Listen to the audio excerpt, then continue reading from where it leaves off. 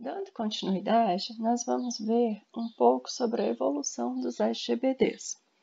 A arquitetura dos SGBDs, elas seguiram as mesmas tendências dos sistemas de computação em geral. Então, lá na década de 1970, o que a gente tinha era um computador centralizado, com grande poder de processamento, certo? E nele eram armazenados os dados, e nele rodava tanto o SGBD quanto os programas de aplicação do cliente. Então, era um computador que tinha grande poder de processamento e rodava ou processava todas as funções do sistema, incluindo os programas de aplicação do usuário. E do outro lado, a gente tinha terminais de computador que não tinha poder de processamento nenhum. Eram basicamente terminais de vídeo e um teclado, certo? Então, todo o processamento era realizado remotamente no computador central e somente informações de exibição e controles eram enviadas do computador para os terminais de vídeo, que eram conectados localmente, certo? Ou por meio de uma rede. Então, a gente tinha tanto os terminais remotos quanto os terminais locais. Daí, à medida que o preço do hardware foi diminuindo, a maioria dos usuários foi substituindo esses terminais por computadores pessoais e estações de trabalho. E aí os SGBDs começaram também a explorar esse poder de processamento disponível do lado do usuário. E aí surgiram as arquiteturas chamadas arquiteturas cliente-servidor. Então, essa arquitetura ela foi desenvolvida para lidar com ambientes de computação, em que a gente tem um grande número de computadores pessoais e estações de trabalho. E a gente tem também servidores, como servidores de arquivo, servidores de impressão, servidores web, servidores de e-mail, outros softwares e equipamentos conectados por meio de uma rede, certo? Daí a ideia era definir, então, servidores especializados, com funcionalidades específicas. Então, a gente poderia conectar uma série de computadores pessoais ou pequenas estações de trabalho, como clientes, a um servidor de arquivo, por exemplo, que manteria, então, todos os arquivos dos clientes.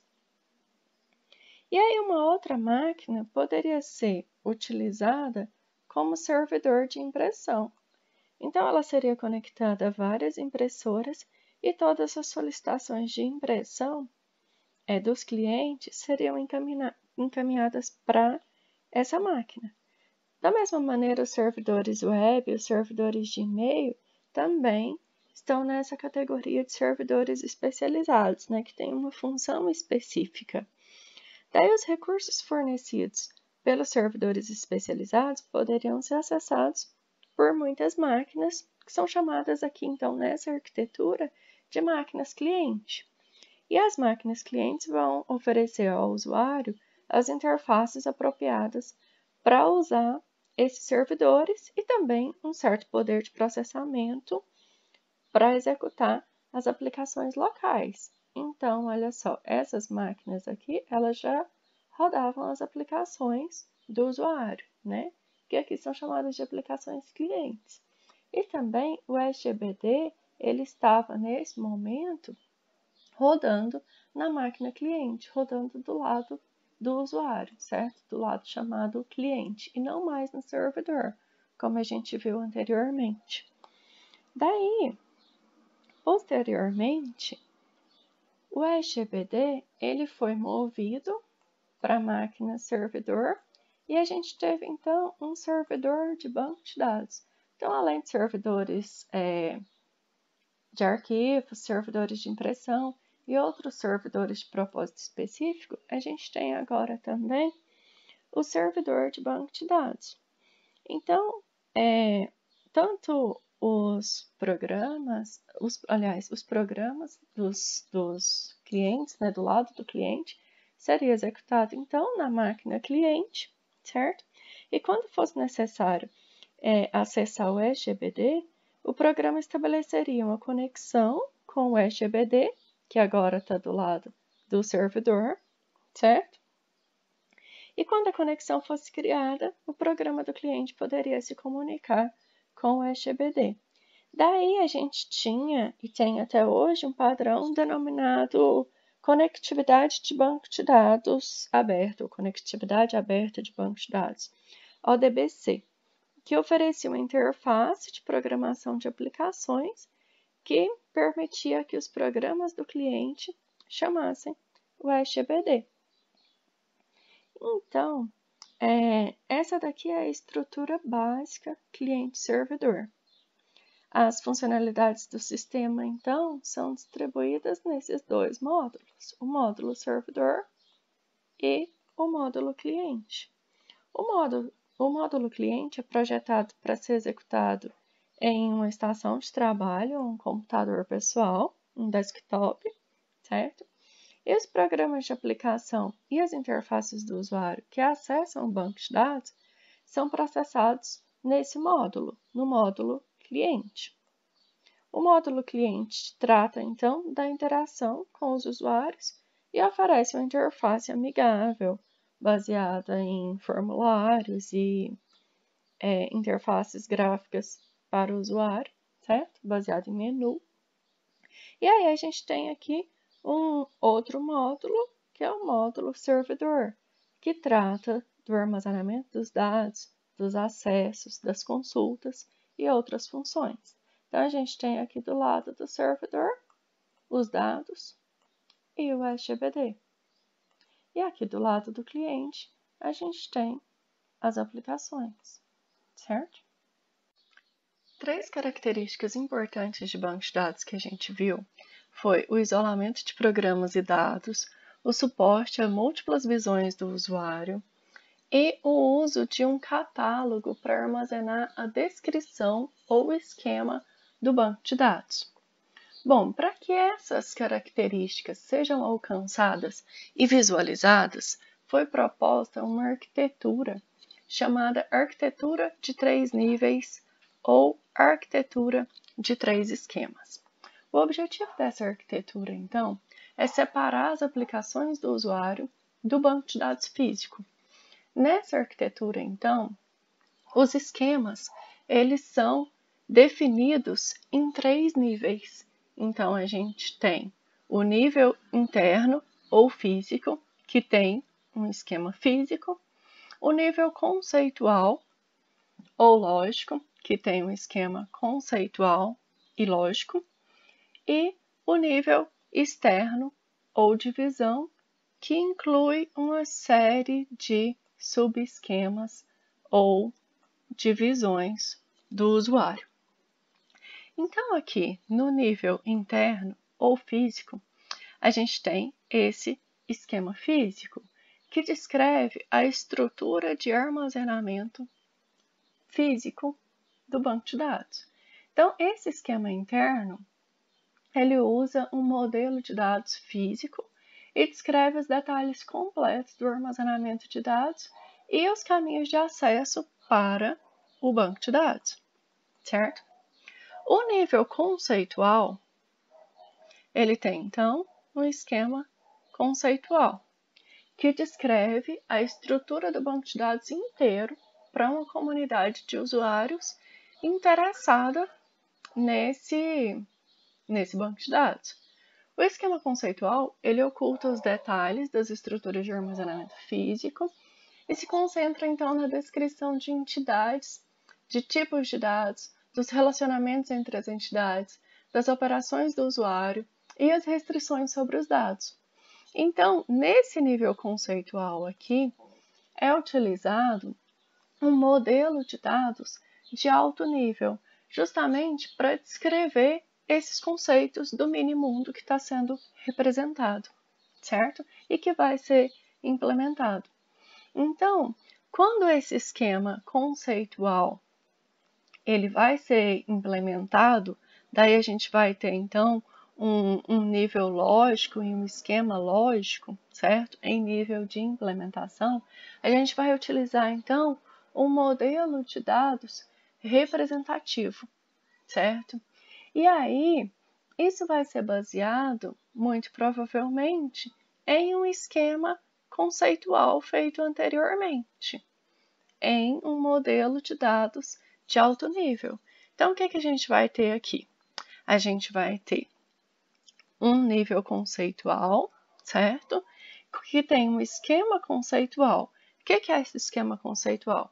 É a descrição dos conceitos. E para descrever esses conceitos, a gente utiliza, então, um modelo de dados de alto nível, certo? E aí depois, num segundo momento, a gente vai, então, querer passar esse esquema conceitual para um esquema lógico, um esquema de implementação.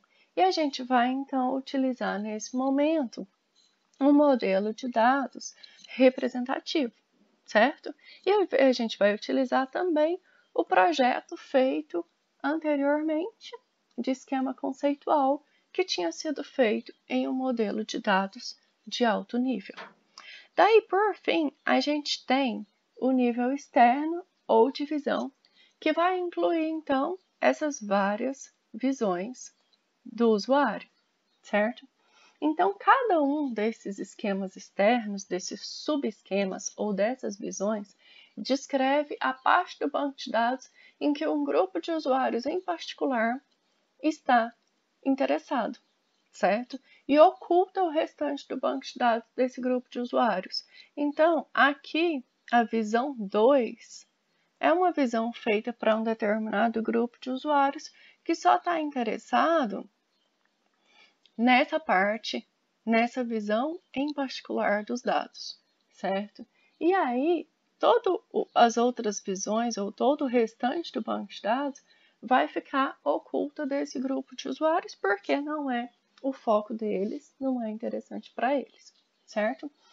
E aí, da mesma maneira que o nível anterior, cada um desses esquemas externos ele vai ser implementado utilizando um modelo de dados representativo, que possivelmente vai ser baseado em um projeto de esquema feito anteriormente em um modelo de dados de alto nível, certo? Então, tanto aqui no nível lógico, para criar o esquema lógico, a gente vai utilizar o modelo relacional aqui na nossa disciplina, quanto aqui no nível externo. Para criar as visões, a gente também vai utilizar o modelo de dados relacional, que é um modelo de dados representativo, certo?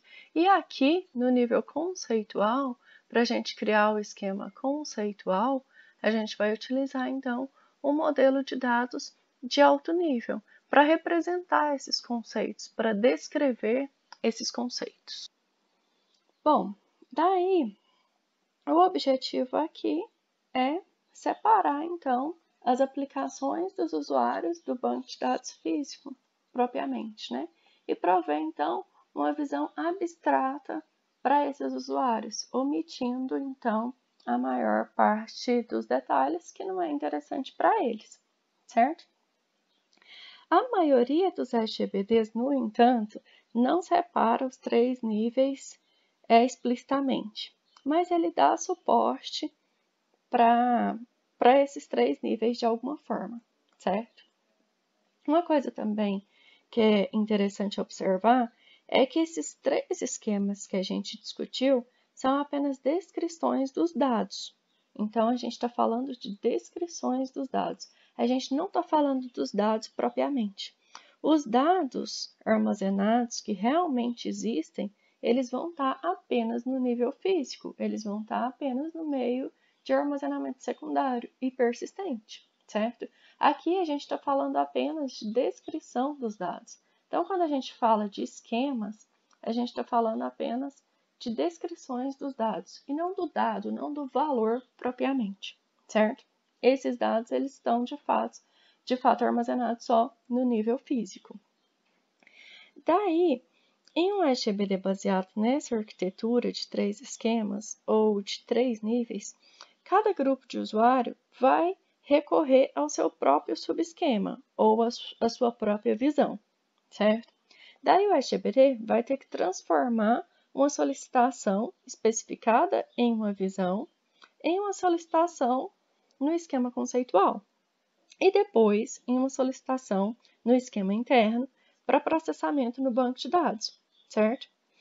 Se a solicitação for uma consulta, por exemplo, os dados extraídos do banco de dados armazenado devem ser reformatados para corresponder à visão externa daquele usuário. Esses processos de transformação de requisições e os resultados entre esses 3 níveis são chamados, então, de mapeamentos. Então, a gente tem aqui um mapeamento do nível externo ou do esquema externo para o esquema conceitual, certo? Então, mapeamento do esquema externo para o esquema conceitual. E depois a gente tem um mapeamento do esquema conceitual para o esquema físico, certo? Então, a gente tem aqui vários mapeamentos, que são chamados também de interfaces. Então, a gente tem grupos de usuários distintos, cada um com a sua visão parcial dos dados, e a gente tem, então, uma interface, né, entre o usuário e o esquema, o seu subesquema ou a sua visão, certo? Depois a gente tem uma interface entre esses vários subesquemas e o esquema conceitual, depois uma interface entre o esquema conceitual e o esquema físico, certo? E por fim, uma interface, então, entre o esquema físico e o banco de dados propriamente. Bom, então tudo isso, como eu já disse, é para prover uma visão mais abstrata para o usuário. A visualização de um esquema de mais alto nível, ela vai omitir detalhes que são de muito baixo nível e de muita complexidade e que não é interessante, por exemplo, para o programa de aplicação de um determinado programador de aplicações. Ele não precisa conhecer os níveis mais baixos ou uma quantidade muito grande de detalhes de armazenamento físico. Então, a ideia aqui é abstrair, é desconsiderar esses detalhes da informação para ter uma visão mais geral, uma visão mais abstrata, certo? Daí, essa arquitetura em 3 níveis ou em 3 esquemas, ela pode ser usada para explicar melhor o conceito que a gente viu lá atrás, que é o conceito de independência de dados, certo? O que é essa independência? É a capacidade de alterar o esquema em um determinado nível sem ter que alterar o esquema do nível mais alto. Daí a gente tem a independência lógica de dados e a independência física de dados. Na independência lógica, o sistema de banco de dados, ou o SGBD, ele vai ter que ter a capacidade, então, de alterar o esquema conceitual sem alterar os esquemas externos, as várias visões, ou os programas de aplicação. Daí a gente pode alterar o esquema conceitual, por exemplo, para expandir o banco de dados, para alterar restrições ou para reduzir o banco de dados. Então, lá no nosso exemplo de histórico escolar do aluno, por exemplo, suponha que a gente armazenava no histórico escolar o número do aluno, o código da disciplina e o código do curso e a nota. Aí agora a gente decide também armazenar o nome do aluno, certo? Daí o que a gente vai estar fazendo então? A gente vai estar expandindo o banco de dados. Ou se a gente armazenava o nome do aluno e viu que essa informação é redundante, porque a gente armazena ela no arquivo aluno. Então, apenas o número do aluno seria necessário. Daí a gente vai ter, então, uma redução no banco de dados, certo? Daí o esquema externo, ou esquema de visão, que se refere aos outros dados, que não seja o nome do aluno, eles não deveriam ser afetados, Então, olha, a gente vai ter um arquivo que armazena número do aluno, nome do aluno, código da disciplina, código do curso e nota. Aí a gente decide retirar, então, retirar o nome do aluno que está redundante e retirar o código do curso também. Então, a gente vai ter uma redução no nosso banco de dados, certo? E aí, as visões ou os esquemas externos, eles não deveriam ser afetados porque a gente decidiu agora remover o nome do aluno, certo? Do histórico escolar. Então, veja bem, a gente está removendo do histórico escolar. A visão do usuário que tem acesso a esse histórico escolar deve permanecer inalterada.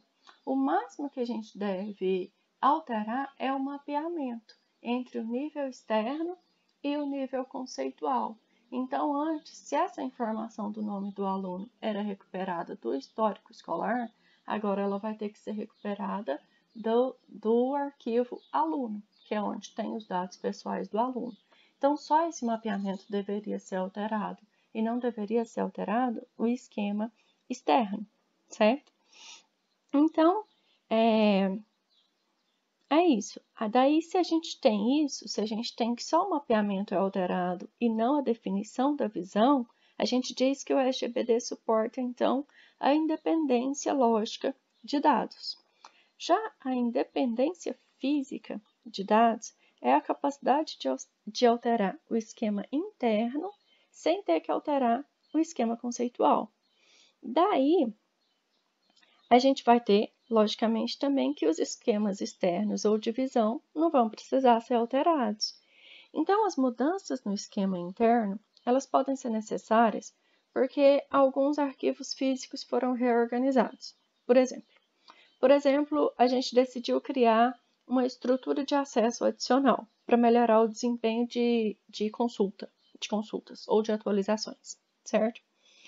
Daí, se os mesmos dados que tinham antes permanecerem no banco de dados, a gente não deveria ter que alterar o esquema conceitual, porque os dados são os mesmos e, consequentemente, o conceito relacionado aos dados ou a semântica dos dados é a mesma. Então, esse nível não deveria ser alterado. Por exemplo, se a gente for oferecer um caminho de acesso para melhorar a velocidade de recuperação dos registros de turma por semestre e ano, a gente não deveria exigir que uma consulta como liste todas as turmas oferecidas no segundo semestre de 2019 seja alterada. Por quê? Porque os dados que estão lá vão ser os mesmos. Então, o formato da consulta vai ser o mesmo. O que vai mudar é a eficiência com que o SGBD vai recuperar esses dados, porque ele vai utilizar um novo caminho de acesso para recuperar esses dados, certo? De maneira geral, essa independência física de dados, ela existe na maioria dos bancos de dados. E aí, os detalhes físicos, como localização exata dos dados no disco, detalhes de hardware sobre codificação do armazenamento, posicionamento, compactação, eles vão ser ocultados do usuário final, certo? As aplicações, elas vão ignorar esses detalhes. Agora, a independência lógica de dados, ela já é mais difícil de ser alcançada. Por quê? Porque ela vai permitir que alterações estruturais no banco de dados não afetem os níveis superiores ou não afetem os programas de aplicação. Então, ela é mais difícil de ser obtida, certo? Agora, a independência física de dados é oferecida pela maioria dos SGBDs. Uma característica muito importante de bancos de dados é que eles oferecem algum nível de abstração dos dados. Essa abstração se refere, então, ao ocultamento de detalhes da organização e armazenamento dos dados. Por que isso é importante? Porque diferentes usuários, eles podem querer perceber esses dados em um nível de detalhe diferente dos demais usuários, certo? Um modelo de dados, então, ele vai oferecer os meios necessários para a gente alcançar essa abstração. O que é um modelo de dados? é um conjunto de conceitos utilizados para descrever a estrutura de um banco de dados. Essa estrutura do banco de dados são os relacionamentos e as restrições que se aplicam aos dados.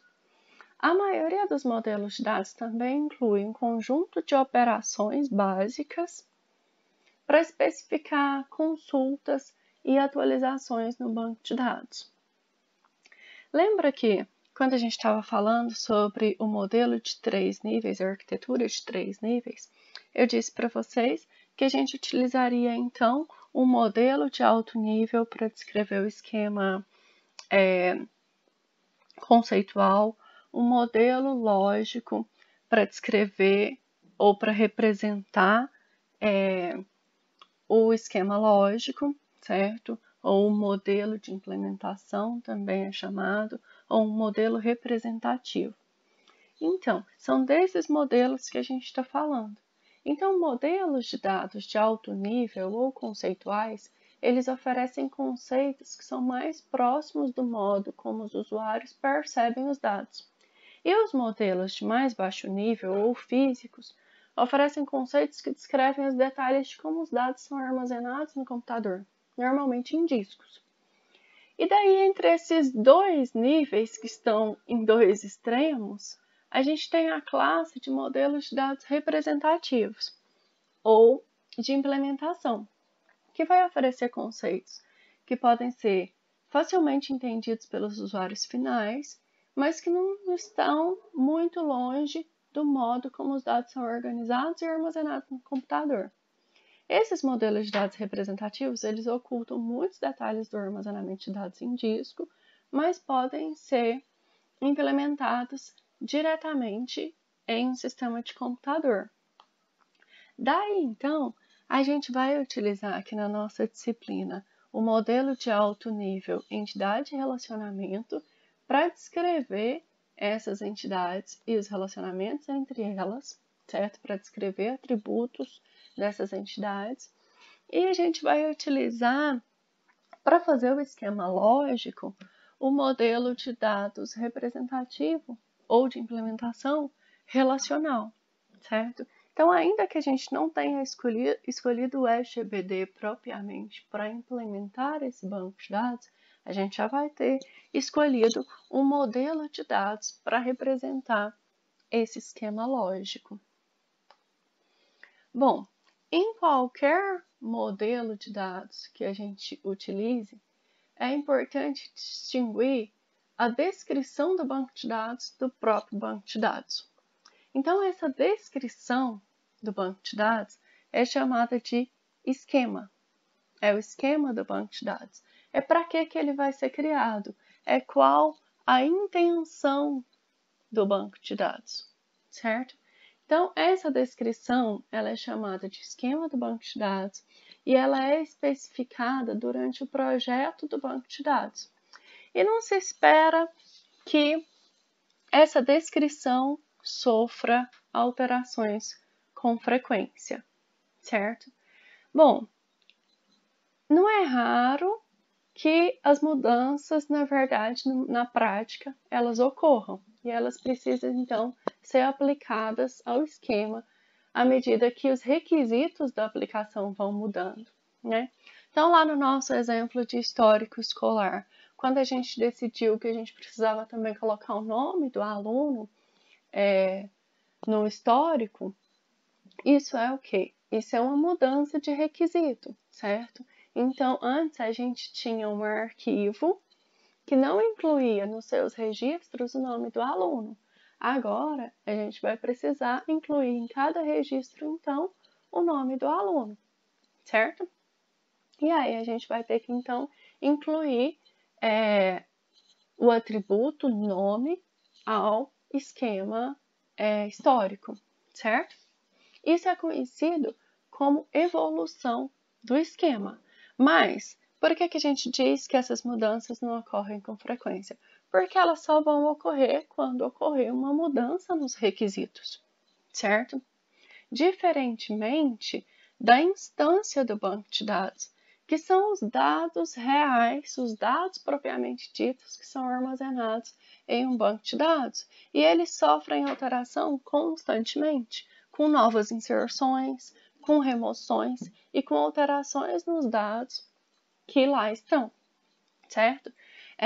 Os bancos de dados em determinado momento, então, no tempo, eles são chamados de estado ou instante do banco de dados, certo? Também são chamados de conjunto atual de ocorrências ou instância, certo? Ou instâncias no banco de dados. Por isso, então, o conjunto de dados é chamado de instância, porque são as instâncias em determinado momento no banco de dados, certo? Essa distinção entre esquema e estado do banco de dados é muito importante. Quando a gente define um novo banco de dados, então, ele vai estar inicialmente em um estado vazio. Então, a gente vai fazer o projeto do banco de dados e vai implementar o banco de dados. Então, nesse ponto, o estado do banco de dados é o estado vazio, ele está sem dados, certo? A gente definiu apenas o esquema do banco de dados.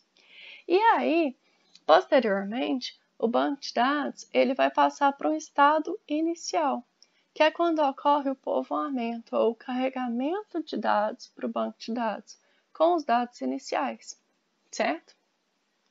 Daí em diante, toda vez que uma operação de atualização é aplicada no banco de dados, a gente vai obter um outro estado do banco de dados, que é chamado de novo estado, certo? E em qualquer ponto no tempo, o banco de dados tem um estado atual, certo? O SGBD, ele é parcialmente responsável por garantir que todo o estado do banco de dados seja um estado válido. Ou seja, um banco de dados ele tem que sair de um estado válido e ir para um estado válido. Então, independentemente de qual operação seja aplicada no banco de dados, se é uma operação de inserção, se é uma operação de atualização ou de remoção, o banco de dados ele tem que sair de um estado válido e ir para um estado válido. Ou seja, aquele estado que vai satisfazer a estrutura e as restrições especificadas no esquema, certo? O SGBD ele armazena as descrições das construções e restrições do esquema no catálogo, como a gente já viu, certo? Então, sempre que necessário, o SGBD pode ir lá e dar uma olhadinha no esquema que está lá no catálogo, certo? Esse esquema, então, ele é chamado de intenção do banco de dados. Para que o banco de dados foi criado?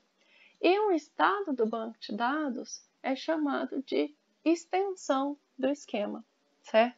Que são as instâncias em um dado momento. Bom, daí, se a gente pensar no SGBD que é implementado de acordo com aquela arquitetura em 3 níveis ou arquitetura em 3 esquemas, as linguagens associadas ou a linguagem associada a esse SGBD, ela também vai ser dividida em 3 camadas, certo? Então, esse SGBD vai ter uma linguagem de definição de visões para o nível externo, uma linguagem de definição de dados para o nível conceitual e uma linguagem de definição de armazenamento para o nível interno ou físico, certo? Só que na maioria dos SGBDs, essa linguagem de definição de dados também é usada no esquema externo. Então, ela é usada no esquema conceitual e no esquema externo, ou seja, para definir o esquema do banco de dados, para criar o banco de dados, certo? Após compilar o esquema, então, o banco de dados ele é instanciado e o usuário vai precisar de uma linguagem para manipular esse banco de dados, ou seja, para fazer as operações de inserção, atualização, remoção e consulta sobre ele. Então, vai ser preciso uma linguagem de manipulação de dados, certo? Olha, como os SGBDs normalmente não diferenciam muito essas 3 camadas, não necessariamente possui uma arquitetura em 3 camadas. As linguagens também, normalmente, não são bem definidas em 3 camadas. A linguagem SQL, por exemplo, ela é uma combinação de linguagem de definição de visões. Então, ela é usada para criar as diferentes visões para grupos de usuários diferentes. Ela é uma linguagem de definição de dados. Ela é usada para criar todo o esquema do banco de dados, certo? A estrutura do banco de dados, né? A definição do banco de dados. E ela também é uma linguagem de manipulação de dados. Ela é utilizada, então, para fazer inserções, atualizações, remoções e consultas no banco de dados. Então, olha só, aqui a gente tem um exemplo da linguagem SQL sendo utilizada, então, para criar uma tabela no banco de dados, certo? Então, olha só, ela pode ser utilizada para criação de tabelas com Create Table, ela pode ser utilizada para fazer alterações na estrutura da tabela, ou seja, alterações no esquema, certo? Com Alter Table, e ela pode ser utilizada para destruir tabelas, com Drop Table. Aqui no exemplo, então, tudo isso aqui é o quê? Tudo isso, nesse momento aqui, a gente tem uma linguagem de definição de dados, certo? A gente está definindo o esquema. Então, aqui a gente está criando uma tabela, Create Table Aluno, uma tabela chamada Aluno, que vai ter os seguintes atributos. Vai ter matrícula, que é um número de tamanho 10, com precisão de 2 casas decimais, um nome, que é um vetor de caracteres variável de 50 posições, o endereço também, e a data de nascimento, que é do tipo data. Então, um atributo com tipo de dado data, certo? Então, aqui a gente está utilizando o SQL para definir o esquema do banco de dados, para criar uma tabela, certo?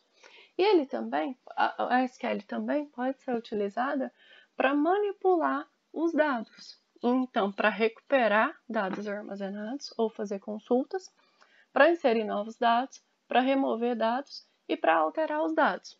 Então, para inserir um novo dado no banco de dados, a gente usa a cláusula insert. Para consultar, a gente usa select. Para remover agora um dado e não destruir um esquema, a gente usa delete, certo? Porque a gente tinha visto aqui, que para criar uma tabela create table, para destruir a tabela, para destruir o esquema, essa tabela criada aqui, por exemplo, a gente utilizaria um drop table aluno, certo? Aqui a gente não quer destruir o esquema, a gente quer simplesmente remover um dado que foi armazenado lá dentro, certo? Daí a gente utiliza então o delete. E para fazer uma modificação em algum dado que já está armazenado, a gente utiliza a cláusula update, certo? Então aqui, por exemplo, a gente tem uma consulta de exemplo. A gente quer então recuperar os dados. Para recuperar os dados, a gente usa a cláusula select. Quais dados a gente quer recuperar? A gente quer recuperar todos os dados. De onde?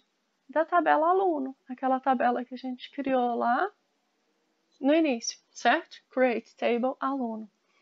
Só que a gente quer todos os dados de todos os alunos? Não, a gente tem uma condição. A gente quer os dados de todos os alunos, todos os dados de aluno, onde o nome é igual a João.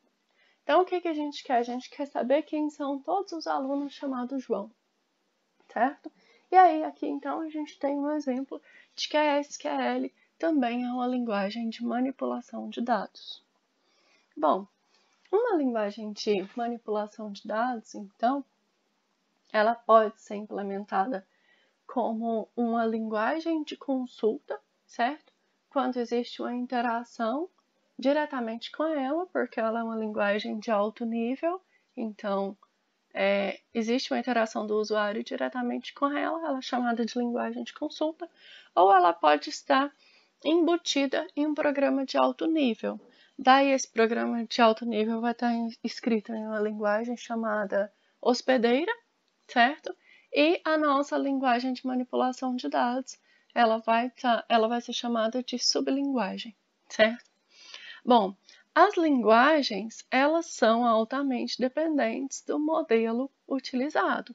Então, se a gente utilizou um modelo de implementação relacional, a linguagem ela vai ser, e se a gente utilizou consequentemente também para implementar um SGBD relacional, a linguagem vai ter que ser uma linguagem de consulta para o modelo relacional, para um SGBD relacional. Então, a linguagem de manipulação de dados, na verdade, ela está intimamente ligada ao SGBD que é utilizado. E o SGBD ele foi construído sobre um modelo de dados de implementação específico, certo? Então, por exemplo, Oracle, MariaDB, PostgreSQL que a gente vai utilizar, eles são bancos de dados construídos baseado no modelo de dados de implementação relacional, certo? Então, a linguagem de consulta ou a linguagem de manipulação de dados desses SGBDs que eu citei é a SQL, que é uma linguagem para bancos de dados relacionais. Os SGBDs eles podem ser classificados de acordo com vários critérios, certo? Um deles é de acordo com o modelo no modelo de dados no qual o SGBD foi baseado, certo? Então, a gente teve aí na década de 1960 o modelo de rede e o modelo hierárquico. Esse modelo de rede, ele representava os dados como tipos de registro e também representava um tipo limitado de relacionamento, que a gente vai ver depois, que é o tipo de relacionamento 1 para N, certo? Que é chamado de tipo de conjunto. O modelo hierárquico, ele representava os dados como estruturas de dados de árvore hierárquicas, certo? Então, representava uma hierarquia, e cada hierarquia simbolizava uma série de registros relacionados. Daí, na década de 1970, a gente teve o modelo relacional, que se popularizou bastante, certo? Então, ele representa os dados e os relacionamentos como coleções de tabelas, certo? Cada tabela, então, tem linhas e colunas, certo? E tem um nome único. E aí, essa intersecção entre a linha e a coluna é chamada de célula e armazena um determinado valor.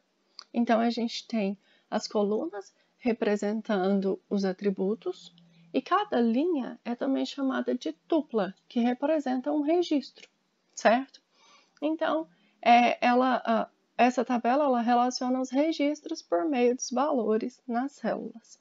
E aí, esse modelo relacional ele foi desenvolvido com base nos fundamentos matemáticos de cálculo e álgebra relacional, que a gente vai ver também, certo? Então, é isso aqui que a gente tem, basicamente, no modelo relacional. A gente tem, então, tabelas, certo? E cada tabela tem um nome, um único nome. Então, essa tabela aqui é chamada cliente. E essa tabela aqui é chamada de conta, certo? Aí a gente tem nas colunas os atributos de cliente, nesse caso dessa tabela. Os atributos de cliente, então, são nome, rua, cidade e número, certo? E os atributos de conta são número e saldo, certo? E em cada linha, então, a gente tem um registro. Essas linhas aqui são chamadas de tuplas. Então, a gente tem um registro. O que é um registro? São os dados relacionados, certo? Então, esses dados aqui, por exemplo, são os dados de uma pessoa que se chama Adriana, que mora na rua Jucá Filho, em Maringá. E o número da conta dela é 900, certo? E aí, a gente relaciona os dados entre duas tabelas por meio de algum atributo, que nesse caso aqui é o atributo número, certo? Então, a gente sabe que o número da conta da Adriana é 900 e que o saldo na conta dela é R$55, certo? A gente sabe também que o Ricardo ele tem uma conta de número 556 e uma conta de número 647. Na conta de número 556, ele tem R$10.000, certo?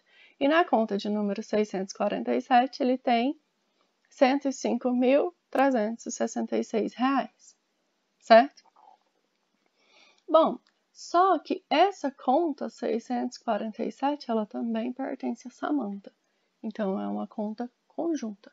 Então, Ricardo e a Samantha juntos têm R$105.366. E a Samantha sozinha, ela tem uma conta cujo número é 801. E ela tem lá na conta dela R$10.533. Então, essa daqui é a representação de um banco de dados relacional, baseado, então, no modelo de dados relacional, certo? Bom, na década de 1990 surgiu também o modelo de dados orientado a objetos, que hoje é chamado de modelo de objetos, certo? Então, foi no momento em que a linguagem orientada a objetos estava em alta, então surgiu também um modelo de banco de dados para representar um formato de dado mais complexo, na forma de objetos, certo? Então, os dados e os relacionamentos são coleções de objetos. E um objeto, da mesma maneira que na linguagem orientada a objeto, tem uma estrutura, que são as propriedades ou os atributos do objeto, e um conjunto de operações que podem ser feitas sobre esses objetos, que são chamadas de métodos. Daí, na década de 1990 também, a gente teve o modelo objeto relacional, que veio então para unir o melhor dos dois mundos, certo? Para a gente poder representar objetos, certo? Suas propriedades e suas operações, mas também para a gente conseguir o desempenho do modelo relacional, que é um modelo bastante eficiente, certo?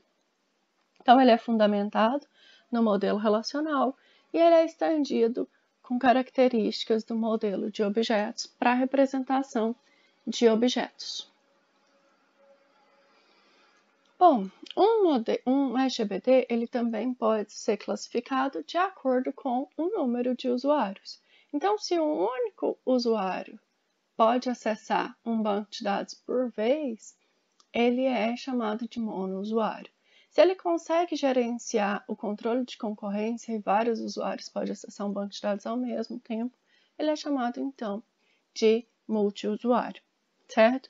O SGBD também pode ser classificado de acordo com o número de nós. Então, ele é centralizado se os dados e o SGBD estão localizados em um único nó, em uma única máquina.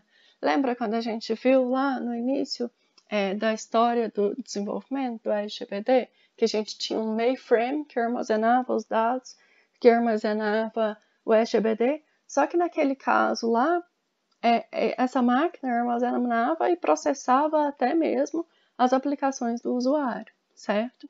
Aqui agora a gente não tem isso mais, mas de qualquer forma a gente tem uma máquina centralizada que armazena os dados e armazena o SGBD e processa o SGBD, né? Roda o SGBD. E a gente também pode ter um SGBD distribuído, que é quando os dados e o SGBD estão localizados em vários nós distribuídos em uma rede de comunicação.